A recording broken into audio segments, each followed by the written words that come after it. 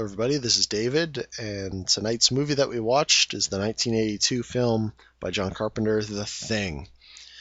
Now, before I even start, if you haven't seen this movie, go see this movie. If you like horror at all, go see this movie.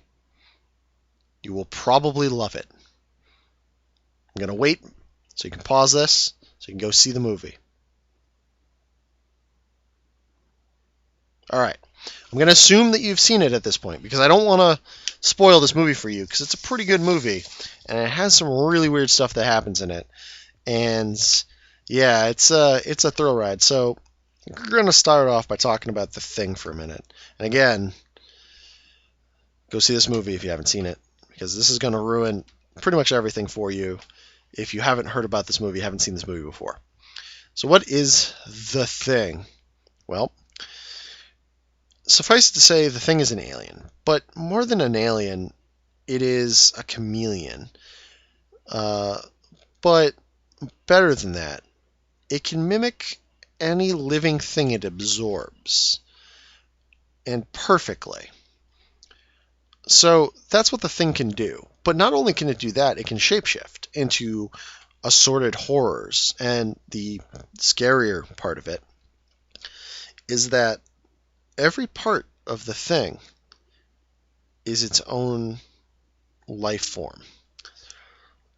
So, in other words, if an imitation was taking on the guise of a person, and that person gets cut, they bleed blood.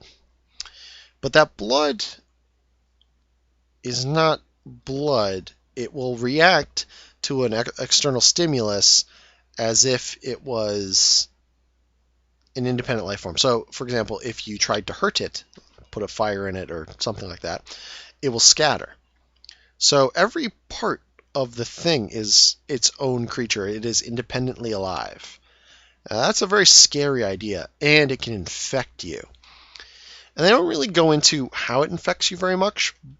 It more or less just grabs you and kind of injects you with its bits. But they kind of allude to the fact that even a tiny piece of it could infect you. It'd just take longer to take over. And they never really say if when you become an imitation, if you know. There's a lot of stuff left up to debate. And that's what makes this film great. Like, it's been looked at. I mean, everyone that I know that I've showed this movie to has loved it. And the thing about it is it's as much a psychological kind of thriller as it is a horror and gore fest. And in that regard, it's quite good. Like, all these effects are practical. So that's very nice. And they're well done. I mean, they don't hold up 100%, but they're still quite good for the time and for now even. So it's quite a show to see. So I'm going to give a much abridged version of this movie as my kind of summary and then sum it up at the end.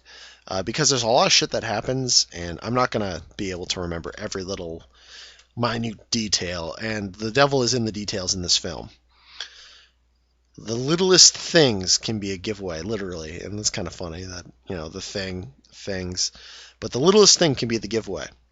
And at the end, I'm going to give my own interpretation of the ending, which is up to some debate, but I got a couple points that are interesting that I'm going to go into. So this movie opens up. They're in it's in what's the term? Antarctica, and there's a helicopter chasing after this husky kind of dog. It's running through the snow. That's how it opens up. They're shooting at it. The helicopter lands outside this American encampment. The dog runs inside. This guy walks out. He accidentally throws a thermite charge into his helicopter, blowing it up. He starts shooting the place up. He's saying something in Norwegian. No one speaks Norwegian, so they don't know what he's saying. He starts shooting at that dog again, who's now hiding behind people. The base commander breaks a window, shoots him in the head. He's dead. They bring him in. They have Blair examine him. Nothing's wrong with him. Blair is the medical doctor on staff. Examines him. Nothing's wrong with him. They examined the helicopter. They had a lot of grenades and a lot of kerosene, and they don't know why they did that. So there's a question as to what's up with that. Meanwhile, this dog is brought into the camp, and he's kind of just... You get a very sinister vibe off this dog. It kind of acts... And bravo to the dog, like the actual actor dog for this, because they make this dog do a lot of creepy things. Because when the dog is kind of walking around camp, it's just sort of like... It's got this almost like quiet menace to it. Like... The way it looks like it's thinking things through. It doesn't look like a dog being, like, I'm a dog, I'm happy to see you, or I'm a dog, grr, get away from me.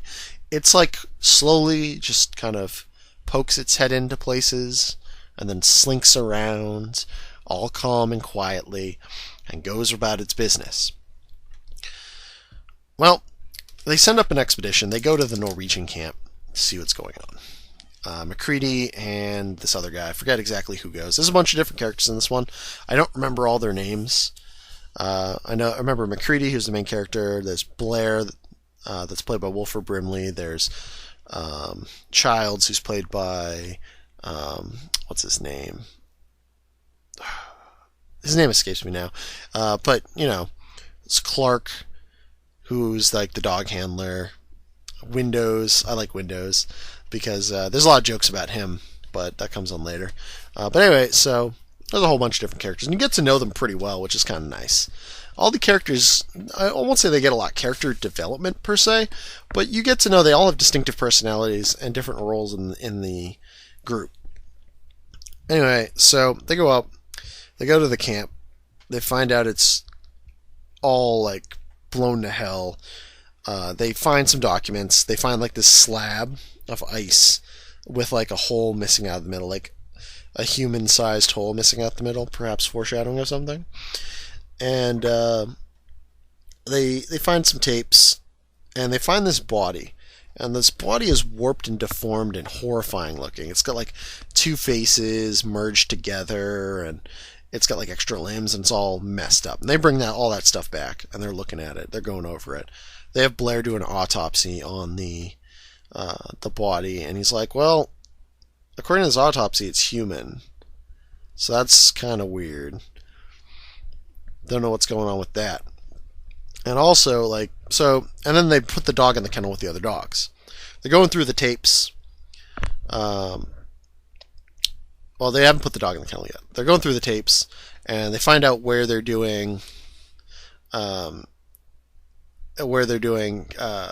the Norwegians were doing this investigation, and they blew something up with thermite charges that was in the ice. So they go out to where it was, and they find a spaceship.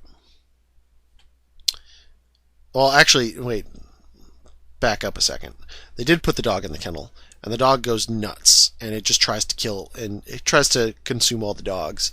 And they find this, and it warps into this horrifying mass of eyes and limbs and things.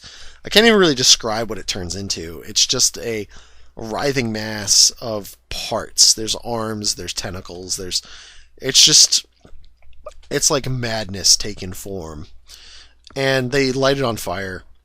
And the only thing I think that's funny is they immediately put it out. Like, Childs lights it on fire, and then literally 15 seconds later they put it out. I'm like, okay, well that's fair because you don't want to burn down the place, but if I was a person and I was on fire for 15 seconds, I'd be really fucked up. But I wouldn't be dead. And who knows what this thing can do, so why would you take chances? I'd just let it fucking burn. That's me. Understandably, they don't. But I probably would have, but whatever. That's a moot point. So they assume it's dead. It looks dead. Blair does another autopsy. Determines it's a imitation. They figure out where the thing came from. They go to investigate. They find a spaceship from about 100,000 years ago. That's really fucked up. It's weird. So, and the way the movie opened was with a spaceship crashing to Earth. I forgot to mention that. And then the Thing credits roll. So that's an interesting time. So they come back, and Blair, they move some of the remains to like the storage area, and Blair determines that it's not dead, and one of the guys gets possessed, and or by possessed I mean partly taken over, but they find him halfway through the transformation. The remains like get up and grab him and possess him, and try to convert him into a imitation, and they catch him and they burn him and they kill him. And then Blair goes nuts and he just smashes like everything. He smashes all the equipment, and so they take Blair, they capture him, and they put him in his own shack for his own safety.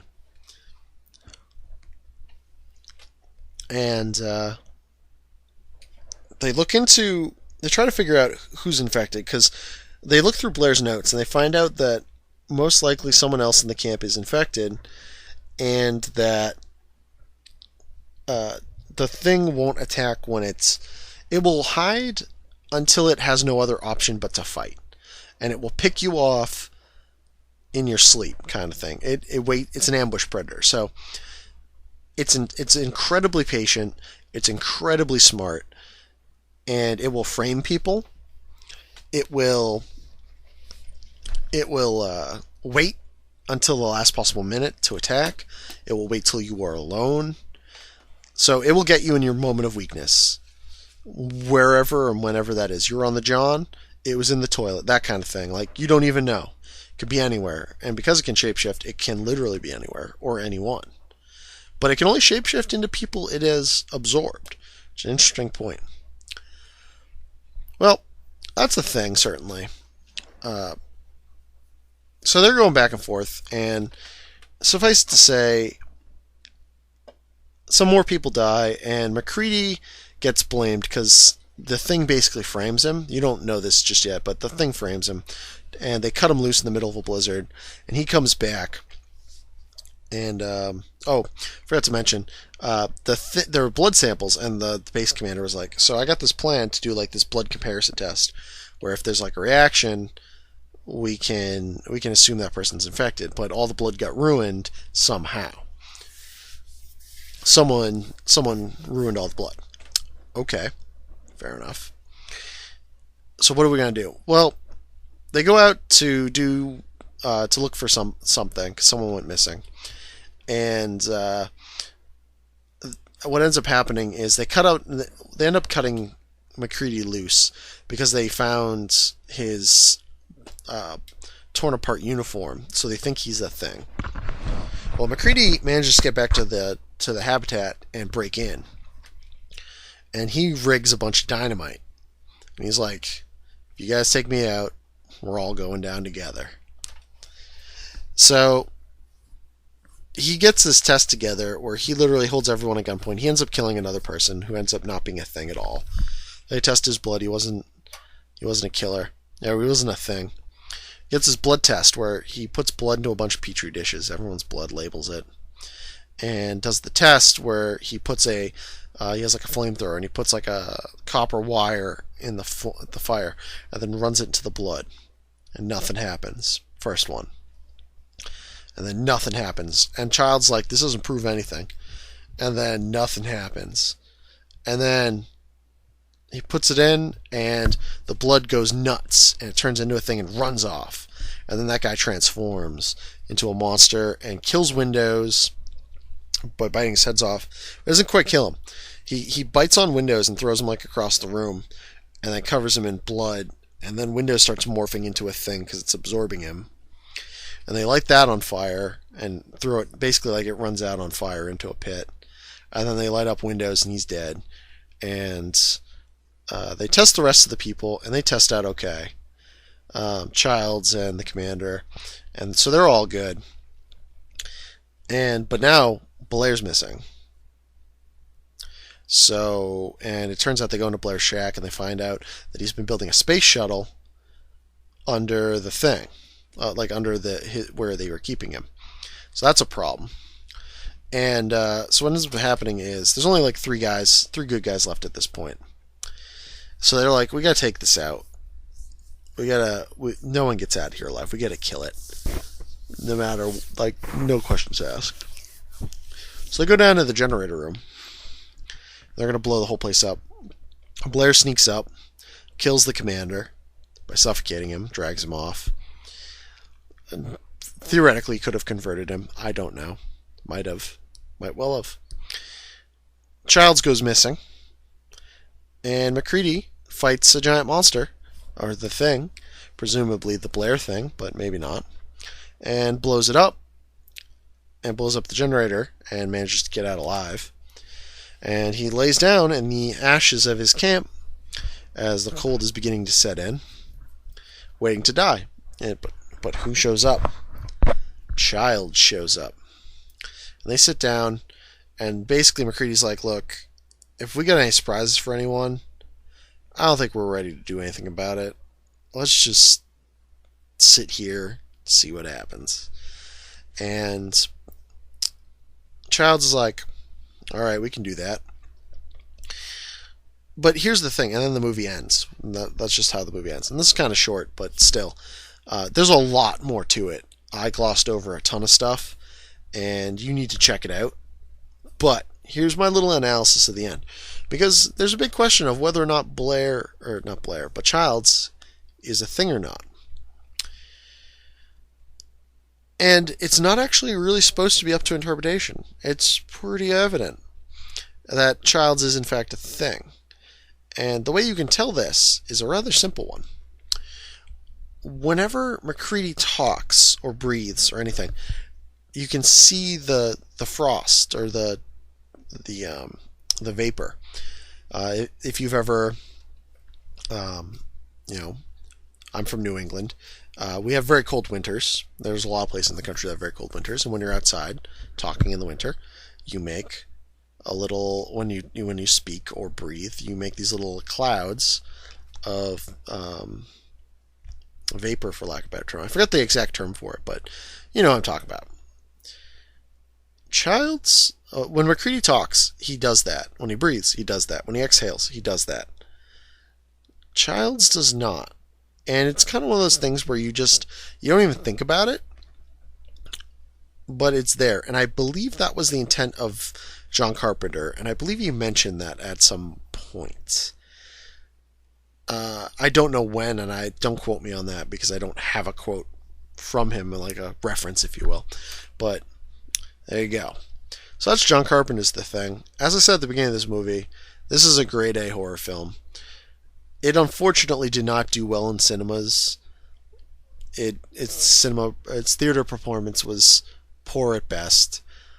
But I believe it opened against some problems. Like, there are some things that were just bigger when it was originally out, so whatever. Like, John Carpenter's movies never do well in the theaters, but they always garner quite a big response, or for the most part, they garner a decent response by his fans and supporters.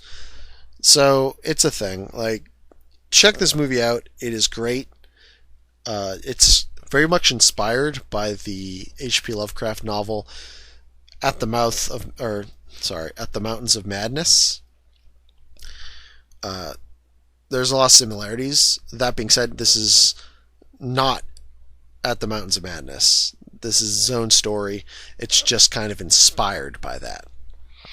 It's a very isolated and alone feeling. The cold, you can feel the bitter cold on each of the characters as they experience it. It's great. Check it out. I highly rate this one. All right, folks.